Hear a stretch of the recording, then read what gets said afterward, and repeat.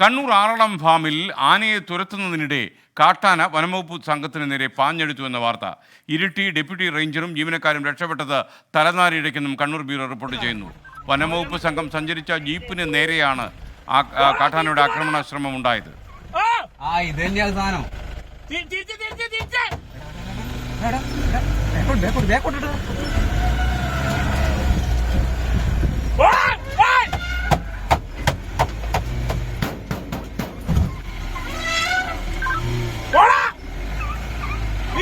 കുട്ടീനെ നോക്കുന്ന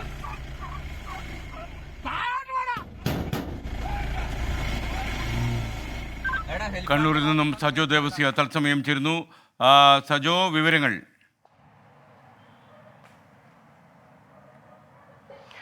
SKN കണ്ണൂർ ആറളം പുനരധിവാസ മേഖലയിലെ 6-ാം ബ്ലോക്കിൽ ഇന്നലെ വൈകിട്ടാണ് ഈ സംഭവം ഉണ്ടായത്. മേഖലയിൽ വലിയ തോതിൽ കാട്ടാനകൾ തമ്പടിച്ചിട്ടുണ്ട്.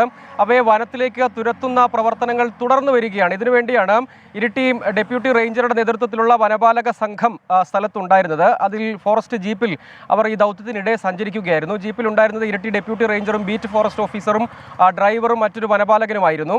ഇവർ സഞ്ചരിക്കുന്നതിനിടെയാണ് ഒരു പിടിയാനയും കുട്ടിയും ഈ അതേ സ്ഥലത്ത് തന്നെ മേഖലയിൽ ഒരു റബ്ബർ തോട്ടത്തിൽ ഉണ്ടായിരുന്നു.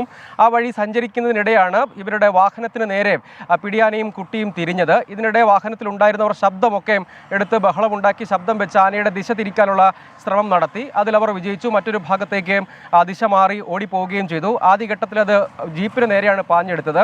ജീപ്പിന് നേരെ പാഞ്ഞെടുത്ത് ഏതെങ്കിലും നിലയിലേക്ക് അപകടത്തിലേക്കൊക്കെ പോവുകയാണെങ്കിൽ അതൊരു ദുരന്തമായൊക്കെ പര്യവസാനിക്കാൻ സാധ്യതയുള്ളതാണ്. പക്ഷേ അവർ വലിയ ശബ്ദമൊക്കെ എടുത്തു. അവർക്ക് കുറച്ച് മുൻപരിചയമുണ്ട്. പക്ഷേ ഇതൊരു തലനാരിഴയ്ക്കാണ് രക്ഷപ്പെടൽ എന്ന് തന്നെ പറയേണ്ടി വരും. അവിടെ ആറളം ഫാമിൻ്റെ മാത്രം കഥയെടുക്കുകയാണെങ്കിൽ ഒരുപാട് മനുഷ്യജീവനുകൾ ഇതിനകം പൊലിഞ്ഞു. അതിൽ കൃഷി വകുപ്പിൻ്റെ കൈവശമുള്ള ഫാമും ഒപ്പം പുനരധിവാസ മേഖലയിലും 2 സ്ഥലങ്ങളിലും ആളുകൾക്ക് കൃഷിയും അവിടുത്തെ ജീവിതവും സാധ്യമാകാതെ വരുന്ന സാഹചര്യമൊക്കെ ഉണ്ട്. പലപ്പോഴും ഇങ്ങനെ ജീവൻ പണയം വെച്ച് അവിടെ ഡെയിലി ജീവിക്കുന്നവരുണ്ട്. ഇതിപ്പോൾ കാട്ടാനയെ തുരത്താൻ വന്നവർക്ക് തന്നെ അത് തന്നെ ശ്രമകരമായ ദൗത്യമായി മാറുന്ന ഈ ദൃശ്യങ്ങൾ തന്നെ തെളിവാണ്. എത്ര പേടിപ്പെടുത്തുന്ന ദൃശ്യങ്ങളാണ് അത് തന്നെയും. നിരവധി ജീവനുകൾ ആറളം ഫാമിൽ മാത്രം ഇതിനകം പൊലിഞ്ഞിട്ടുണ്ട്. അവിടെയുള്ള കാട്ടാനകളെ മുഴുവൻ വനത്തിലേക്ക് സമയബന്ധിതമായി തുരത്തണം എന്ന ആവശ്യമുണ്ട്. അവിടെ ആനമതിൽ പ്രഖ്യാപിച്ചിട്ടുണ്ട്. ആ പ്രവർത്തനങ്ങൾ ആരംഭിച്ചിട്ടേ ഉള്ളൂ. പക്ഷേ നിലവിൽ തന്നെ ഫാം മേഖലയിലും പുനരധിവാസ മേഖലയോട് ചേർന്നും തമ്പടിച്ചിട്ടുള്ള കാട്ടാനകളെ പൂർണ്ണമായും വനത്തിലേക്ക് തുരത്തണം എന്ന് പുനരധിവാസ മേഖലയിലെ ആളുകളും ഫാം അധികൃതരും ഒക്കെ നാളുകളായി ആവശ്യപ്പെടുന്നുണ്ട്. അതിൻ്റെ ഭാഗമായാണ് ഓരോ ദിനവും ഇത്തരം പ്രവർത്തനങ്ങൾ തുടരുന്നത്.